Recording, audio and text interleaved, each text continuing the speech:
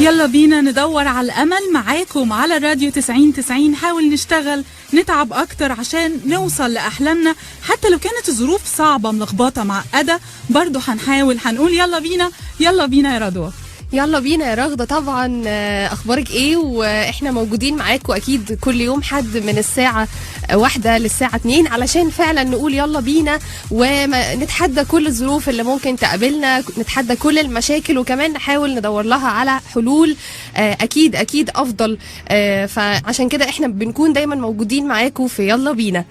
والنهارده بالذات كمان معانا سنابل دول حقيقي بيزرعوا سنابل بحبهم بجهدهم بمجهوداتهم الذاتيه، بيقدروا يعملوا شغل كبير جدا جدا وضخم جدا جدا في القصر العيني في الوقت اللي فيه رضوى شباب كتير بيشتكوا من الخدمه الصحيه في مصر والتعليم الطبي في مصر ومشاكل ومطالبات وشكاوى، لكن شباب كليه الطب قدروا يثبتوا لنا ان هم يقدروا يخلوا الصعب سهل، قدروا يثبتوا لنا ان هم يقدروا بارادتهم باصرارهم يغيروا اي ظروف صعبه ممكن الواحد يمر بيها.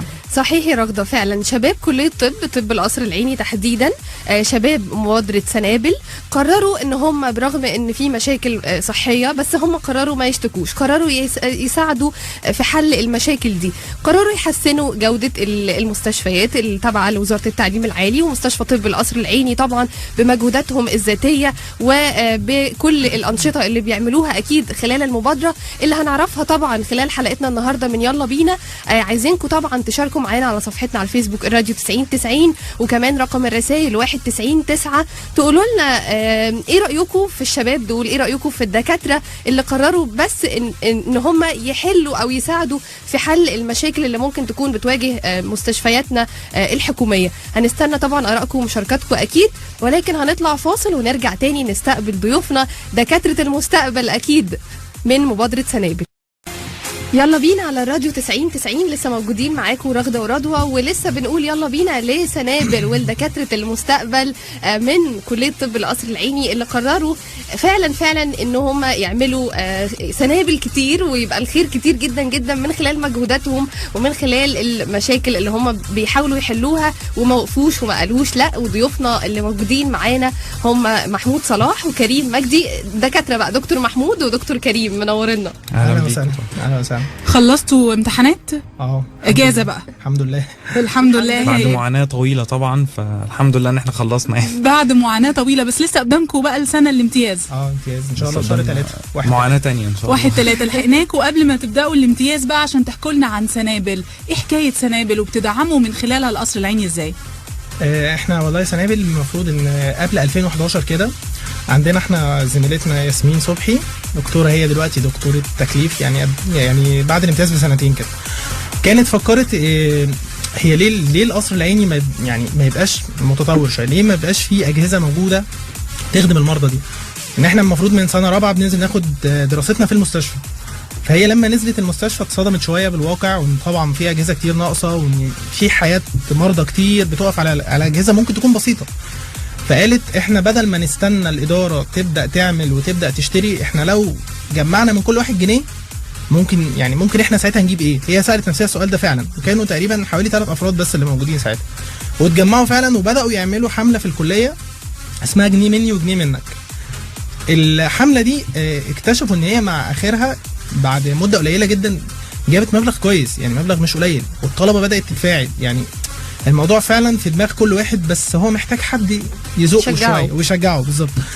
فلما بداوا الحمله دي لقيت الموضوع الحمد لله جاب عائد كويس، بدات تدخل اول اجهزه دخلناها ساعتها كان سنه 2011 او اخر 2010، هي اجهزه ضغط حائطي غير الاجهزه اللي هي المنزليه دي، لا دي اجهزه بتتعلق على حته المستشفى كده، دخلناها في مستشفى النساء، ودي كانت اول حاجه بدات بيها ياسمين، وبدات الموضوع قبل ما نبقى حتى اسره على فكره، يعني بدات قبل ما نشهر موضوع الاسره. جينا بعد 2011 بعد يناير، بعد 25 يناير فكرنا في موضوع ان احنا ازاي نبقى اسره، يعني ايه بالورق وكده نبقى قانونا اسره. فبدانا نمشي في الاجراءات ونمشي في الورق تبع اتحاد الطلبه وتبع اداره الكليه وكده، واعلنا اسره سنابل، ومن وقتها لحد وقتنا ده جيل بيسلم جيل في اسره سنابل. جميل قوي. طيب انا عاوزه اسال كريم، اللي هو المفروض كريم مجدي المتحدث الرسمي لاسره سنابل، عايزه اسالك سؤال مهم جدا. ما لقيتش طلبه بيقولوا لك احنا مالنا؟ طب ما المفروض الحكومه اللي توفر لنا الاجهزه دي، والمفروض الحكومه هي اللي تتصرف، ووزاره التعليم العالي المفروض تظبط مستشفيات القصر العيني، احنا مالنا؟ احنا جايين نتعلم.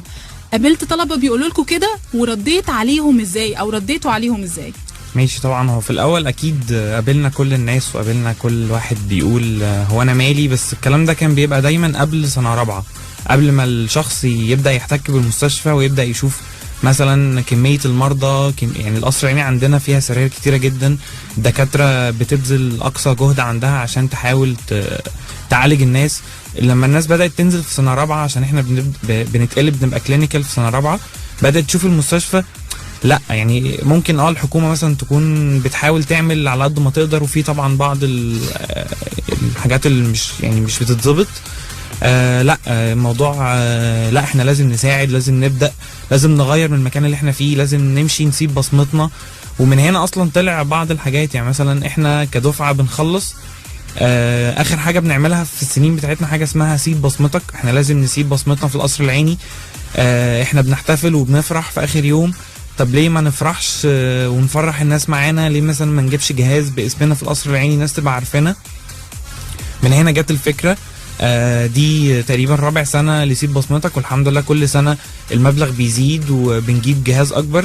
الاعتماد علينا يعني بدأ يبقى 100%. الحمد لله الثقة بقت 100%. يعني الناس مثلا لو حد بيجي يدينا تبرعات مثلا، كان في الأول لا لازم طبعا وصولات وكل حاجة، لا دلوقتي الحمد لله الناس بثقة متناهية، لا مفيش مشكلة، لا خلاص. مين اللي بيعتمدوا عليكم يا كريم، أو مين اللي بيثقوا اللي بقوا يعني يعتمدوا عليكم دلوقتي؟ طبعا الطلبة، ان احنا يعني الحمد لله كونا يعني زي بيز كويسة قوي لينا في الكلية.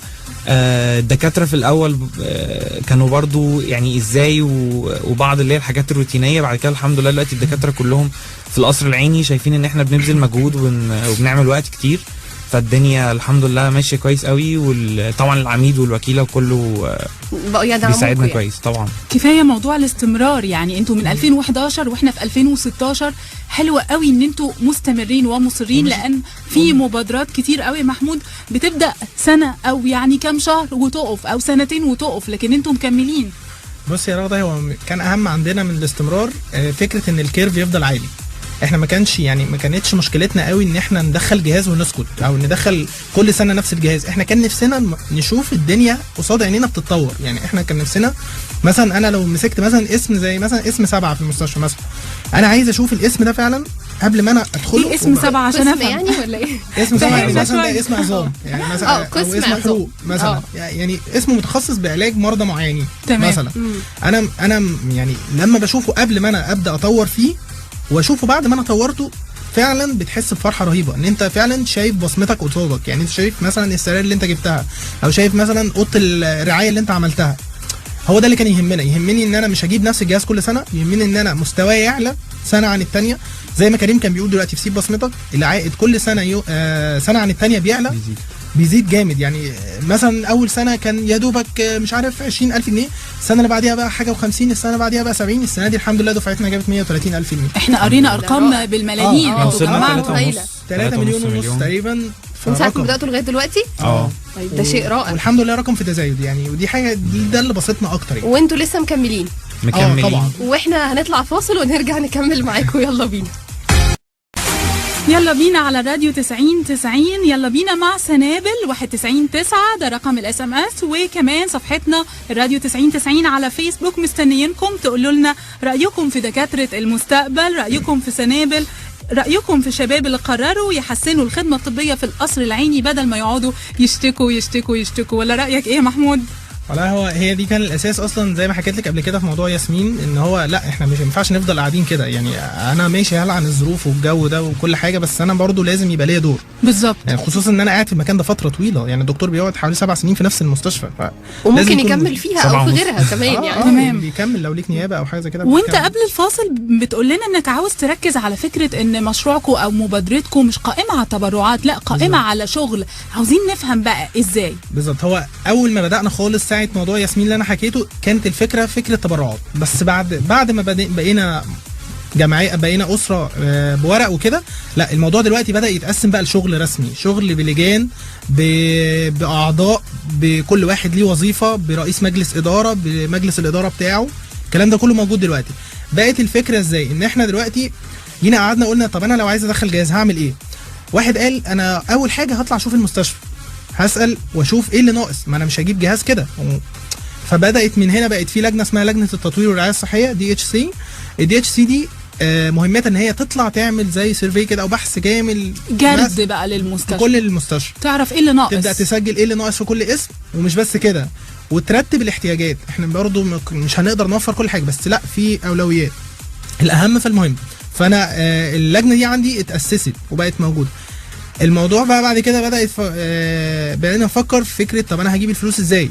فبقى في لجنه اسمها الفاند ريزنج او لجنه الموارد الماليه، اللجنه اللي هي تبدا تفكر في مشروعات تجيب فلوس. انا مش هفضل قاعد مكاني مستني الفلوس اللي جايه لي او تبرعات يعني، او هي يمكن ما لهاش علاقه او موضوع تبرعات، لان التبرعات تيجي دايركت في اي حته. لا انا مش هقعد استنى تبرعات، انا عايزه اشتغل ابقى رائد اعمال واقدر اجيب انا الفلوس بنفسي. ازاي بقى؟ ازاي بالايفنتس اللي احنا بنعملها.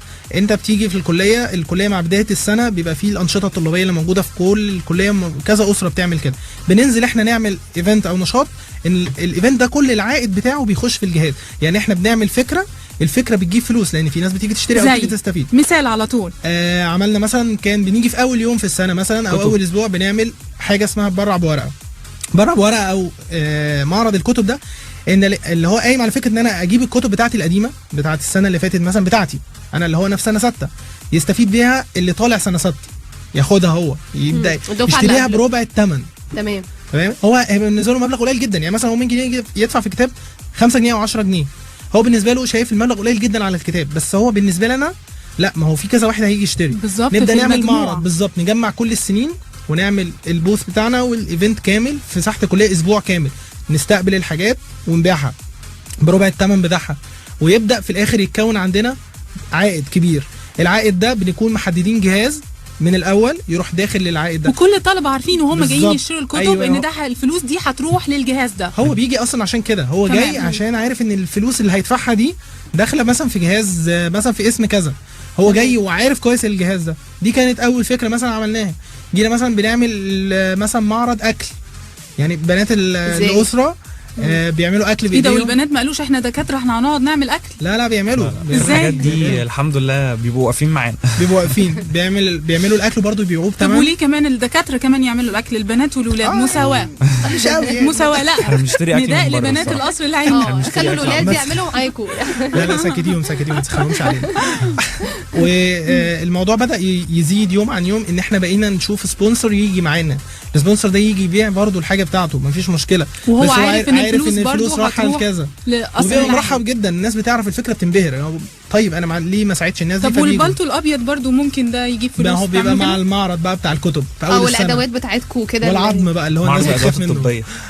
لا بلاش الحاجات اللي بتخوف. اشرح لي بقى كريم، عشان انت عاوز تتخصص في موضوع العظام، فقول لي ايه حكايه العظم دي؟ طبعا احنا يعني بنحاول في اول السنه بنستغل فترات السنه كلها ان احنا نشوف مثلا ايه احتياجات الطلبه اللي موجوده في العادي، وده طبعا بيبقى مبني في الاساس على ان احنا الحمد لله زرعنا ثقه في اول سنتين ان الناس بتيجي اصلا تبقى اي مبلغ بيدفعوه بيبقوا ولا عارفين ان هو كله رايح مثلا لتبرعات، في نفس الوقت هو استفاد. يعني مثلا بدل ما يطلع بره مثلا يشتري اكل كده بيدفع المبلغ الفلاني، خلاص ليه؟ طب انا ليه ما اروحش لسنابل اكل بنفس الكفاءه وفي نفس الوقت الفلوس بتبقى رايحه. عنده ثقافه طب موضوع العظم برضو، لا ادخل في الموضوع. معلش يا رغده، عايزه افهم. لا عايزه افهم لو سمحت. الفكره كلها ان احنا في سنه اولى وثانيه بيبقى عندنا ماده التشريح. ماده التشريح دي بتبقى احنا بنبقى محتاجين عظم زي بنذاكر عليه يعني يستحسن يبقى العظم حقيقي، ففي ناس كده وهو بيبقى حقيقي مش عظم لازم طبعا يبقى حقيقي. يعني تقريبا العظم ده بيبقى بنشوف وراثه في عندنا الافلام تلاقي سكال. الطالب كليه جمجمة. الطب تبقى حاطط موجودة. على مكتبه بالظبط. الجمجمه بتاعته. سنة وبنسميه تانية. يا الحمد راجل لله. يعني يا انا راجل انا مثلا بخاف يا راجل. كنت مسميه نشأت مثلا عندي في البيت. بس عشان نشأة تزعل. لا لا مش قصدي نشأت. تحيه طبعا لزميلنا نشأت. اه لا مش المهم قصدي طبعا. المهم كمل. بس فهو الفكره كلها ان الحاجات دي بتتأجر في سنه اولى وثانيه، بحيث ان انا اكيد مش هفضل قعدوا معايا 6 سنين. بس فاحنا الحاجات دي غاليه، يعني هي انت فاكره مثلا العظم ده رخيص؟ لا لا لا. يعني انتوا بتاخدوا الفلوس مقابل بنأجرها. العظم بص ده. الحاجات دي. نفس فكره الكتب. انا دلوقتي تمام. مثلا في سنه تانية، بعد تانية دي انا مش هحتاج السكال دي تاني او الجمجمه دي تاني، مم. فانا ممكن اجيبها، حد يجي يستفيد بيها، يدفع تامين او يدفع ايجار ويرجعها لي تاني في اخر السنه. حلو فاهمة؟ قوي. نفس الفكره. حاجه اللي هي ايه، متداوله، حاجه بتلف علينا كلنا. السكال دي لفت على كذا واحد، كل واحد مثلا دفع مبلغ تامين او مبلغ ايجار مثلا 100 جنيه مثلا طول السنه، ويجي وبرضه في- العائد بتاعه بيروح بالظبط. لسنابل بيكون داخل في الأجهزة. نفس تعملوا المشروع. بيه بقى مثلا تطوروا غرفة بالظبط. عناية مركزة، بالظبط. حضانة، تجيبوا جهاز، نطلع فاصل ونرجع بعد تاني الخوف الرهيب ده. نكمل كلامنا. يلا بينا على الراديو 90 يلا بينا لسنابل ودكاترة المستقبل في طب القصر العيني اللي قرروا فعلا يحاولوا بكل اللي يقدروا عليه ان هم يحلوا كتير من المشاكل اللي ممكن تكون بتواجه المستشفيات الحكومية. وعايزين نقول طبعا ان مش بس الشباب، كمان في دكاترة كبار بيدعموا سنابل وبيحاولوا بكل طاقتهم ان هم يساندوهم، زي دكتور حسين خيري نقيب الاطباء اللي بيشرفنا انه موجود معانا على التليفون دلوقتي في يلا بينا. مساء الخير يا دكتور. مساء الخير، ازي حضرتك، اخبار حضرتك ايه؟ اهلا بحضرتك. وطبعا يعني احنا عرفنا ان حضرتك من اهم الداعمين لسنابل، طبعا لاسره سنابل، فعايزين نعرف حضرتك ازاي بتدعمهم وقد ايه دورهم مهم. لا انا سمعتك بس الكلمه عن المستشفيات الحكوميه الاول. هو انا عاوز اذكر بس حاجه صغيره على دور المحوري اللي المستشفيات الحكوميه بتأديه في المنظومه بتاعت مصر. طبعا. وخص منها كثير من مستشفيات وزاره الصحه، وخص منها المستشفى الجامعيه، وخص منها القصر العيني. احنا بس يعني عشان ندي كل حاجه حقها، وعاوز ااكد على كميه الخدمات الصحيه المتميزه اللي بتؤدى في المستشفيات اللي احنا ذكرناها. طبعا يا بالتأكيد يا فندم، دكتور. بس احنا الحقيقه يا فندم بدون اي، على فكره بدون اي مقابل. طبعا بدون اي طبعا. مقابل عشان تبقى بس يا فندم طبعاً الحقيقه خلينا نكون بس واضحين وواقعيين ان في للاسف بعض الاوضاع الصحيه الغير لائقه، وللاسف في يعني تردي في مستوى الخدمه في بعض المستشفيات، عشان لا، كده إحنا سنابل معانا. انا مش بقول ان دي كويسه، مش بقول ان دي كويسه، ما تفهميش غلط. طيب هو ماشي. حتى دي كويسه، فاحنا بنطمع في مزيد جودة ومزيد أفضل. ومزيد دايما. بالظبط، ايوه، عشان كده احنا منبهرين مفيش بسنابل وبدورهم في القصر العيني ان هم يحاولوا يطوروا من اداء الخدمه الصحيه والاجهزه الطبيه المتوفره في القصر العيني. لا هم طبعا سنابل بقالهم كذا سنه شكل مصطفى ازاي لهم دور بيدعم المنظومه الصحيه في القصر العيني او العلاجيه يعني. ويمكن من سنه 2011 وهم بيعملوا حملات جمع تبرعات لشراء يعني اشياء كثيره، من ضمنها على سبيل يعني ليس على سبيل الحصر المثال وليس الحصر، في مونيتورز جابوها، وفي هم قالوا لنا ان هم وفروا سراير واجهزه ضغط. بالظبط. لا لكن في كمان ثلاجه بنك دم، وفي اسئله العنايه المركزه والمونيتور ساعه العنايه المركزه. ده على سبيل يعني المثال ولكن حضرتك كاستاذ وفي طب القصر العيني ونقيب الاطباء طبعا، ازاي حضرتك بتقدم لهم الدعم من مكان حضرتك ده؟ انا معاهم في الاسره، هم عاملين الاسره بتاعتهم وانا معاهم في الاسره، وهم بيطلعوا الافكار، وانا يمكن بساعدهم في ان هم نقول ايه الاحتياجات، ويمكن بساعدهم في اجراءات دخول الاشياء دي ويمكن اختيارها. لكن هم المحرك الاساسي. يعني لولاهم انا ما كنتش عملت حاجه، فهم المحرك لكن الاساسي. يا دكتور برضو كمان دعم حضرتك ودعم الاساتذه الكبار لمجهودات الشباب ده في تواصل للاجيال، وده حاجه مهمه جدا انها تبقى موجوده، لانه بدون تشجيع حضرتك والدكاتره الكبار اللي زيك ليهم اكيد مش هيقدروا يكملوا. كمان يعني احنا عرفنا حاجه منهم الحقيقه، ان حضرتك كل يوم الساعه 7 الصبح بتصحى وبتروح القصر العيني عشان تدرسهم ماده الجراحه العامه، عشان تساعدهم، عشان تحارب الدروس الخصوصيه، ومحدش طالب في كليه الطب يروح ياخد درس خصوصي.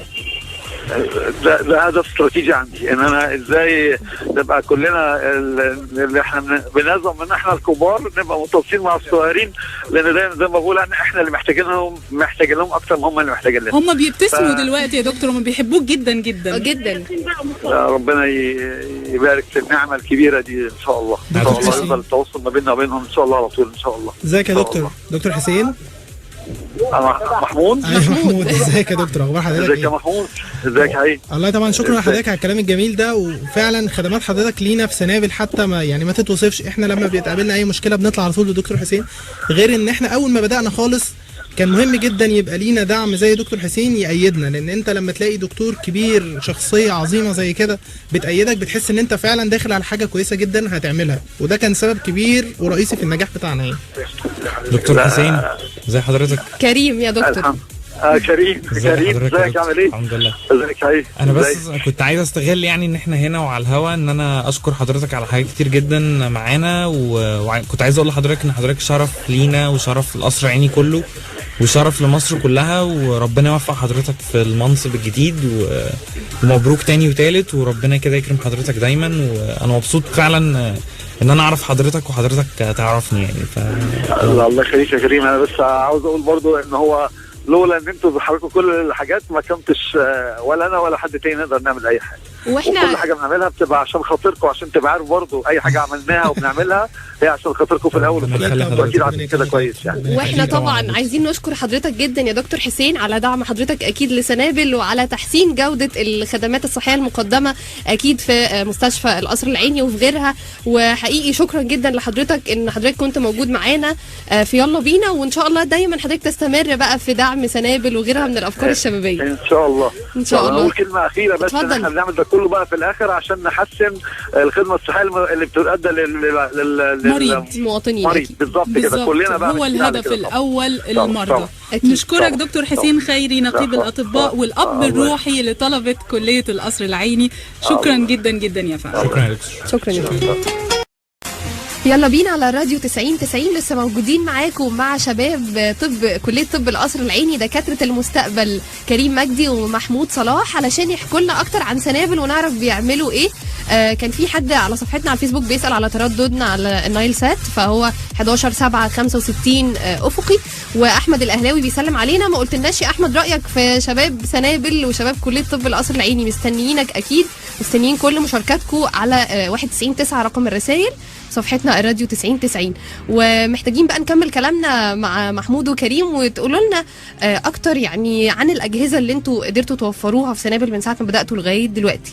الاجهزه اللي احنا وفرناها زي ما قلت ان احنا بدانا موضوع اجهزه الضغط ده، بعد كده دخلنا سراير في اسم 8 و9 اللي هو اسم الحروق، بعد كده بدانا نجهز الطوارئ جهزناها بحاجه اسمها انفيوجن بامب او مضخات السوائل وكده. دخلنا سليت لامب او حاجه كده بيستخدموها دكاتره العيون. ايوه سهلوا علينا كده عشان الحاجات الصعبه دي. او شبه كده منظور كده بيبص في العين وكده. تمام. دخلنا ثلاجه دم، ودي كانت مهمه جدا لان الدم كان بيبوظ، واللي كان بينقل دم او محتاج دم كان لازم يروح مثلا مستشفى بريش الاطفال يعدي الناحيه الثانيه ويرجع، قصه كده كبيره. احنا وفرنا ثلاجه دم في اسم النساء، ولحد دلوقتي الحمد لله شغاله موفره وحل مشكله كبيره جدا. بتتاكدوا ان الحاجات دي تبقى شغاله طبعًا. باستمرار وبتتابعوها بعد ما أيوة، في لجنه مسؤوله عن كده، واللجنه دي انت ما كملتش كلام عن اللجان، فممكن تقول لنا بقيه اللجان اللي في سنابل. احنا قلنا DHC والفاند ريزنج، في لجنه بقى الببليستي او الدعايه، دي اللي مسؤوله ان هي تعمل الدعايه بتاعه الاسره، ان هي تبلغ وتتكلم عن سنابل بشكل كويس، وانا كنت واحد منهم قبل ما ابقى رئيس الاسره، ودول برضو ليهم دور كبير جدا ان الناس تبقى عارفانا، والثقه اللي كان كريم بيتكلم عليها هم ناس يعني هم سبب رئيسي فيها، ان هم حطوا منظر كويس جدا لسنابل الناس كلها بدات تنبسط بيه.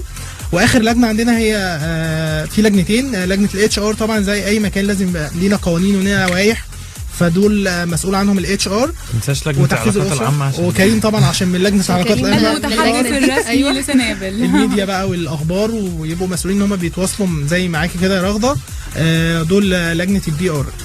كل اللجان دي بتبقى بتلف في سيركل ان هي تكمل الدور، ان في الاخر الجهاز يخش صح، يخش في المكان الكويس، يوصل للناس اللي احنا دخلنا الجهاز صح، ويوصل للناس برضو ان احنا مش ساكتين ومش سايبينه كده، لا بنتابعه وبنشوف صيانته، بنبقى متفقين مع شركات ان هي زي تامين ليه لو باظ بيجي يصلحوه، لا الموضوع مش بنسيبه متابعين، دي كده. حاجه طبعاً. حلوه مركزين. جدا. اهم حاجه طبعاً. المتابعه بعد ما تجيبوا الجهاز يعني. وبنتابع ان هو اشتغل، ده اهم حاجه بالنسبه لنا، وده اللي دكتور حسين بيساعدنا فيه، اللي كان بيقول لكم عليه ان هو بيسهل لنا الاجراءات ان احنا نشغله. طب قبل ما وقتنا ينتهي، ولو في حد بيسمعنا وعايز يشارك معاكوا او يشتغل معاكوا او يتطوع معاكوا، يعمل ايه يا كريم؟ هو في الاول انا بس عايز اقول للناس بالذات اللي عندنا في القصر العيني، هم شايفين كويس ان يعني شايفين كويس المستشفى، وشايفين كويس ان الحاجات احنا بنحاول على قد ما نقدر.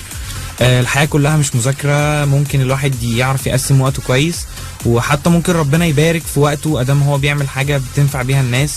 وبعدين احنا لازم نغير من نفسنا في نفس المكان عشان نعرف هم شايفين البيج بتاعتنا، يعني هم الطلبه عارفين البيج بتاعتنا او اللي بره موجود على صفحه موجود. الراديو 90 بالظبط. يتواصلوا معاكوا طبعاً. علشان وهيبقى في يقدروا ارقام يتطوعوا. تليفوناتنا مهمه جدا عشان اللي يحب يبقى معانا. تمام، انتوا نورتونا النهارده، شكرا مبسوطين ليكوا طبعاً إن إحنا جدا بنشرف جدا لينا جدا. بجد ان احنا نكون مبسوطين معاكم جداً إن النهارده. إحنا واحنا كمان كمان. وهنتابعكم وهنتابع مجهوداتكم. اشوفكم ان شاء الله تاني وانتوا عاملين مجهودات اكبر ومخلصين الامتياز اكيد الله. اكيد ان شاء ان شاء الله. الله ان شاء الله. شكرا محمود وشكرا كريم، نورتونا. نورتونا. رضوى اشوفك الاسبوع الجاي ان شاء الله يا رغده، نتقابل الاسبوع الجاي مع قصه نجاح جديده. استنونا الساعه 1 يوم الاحد الجاي.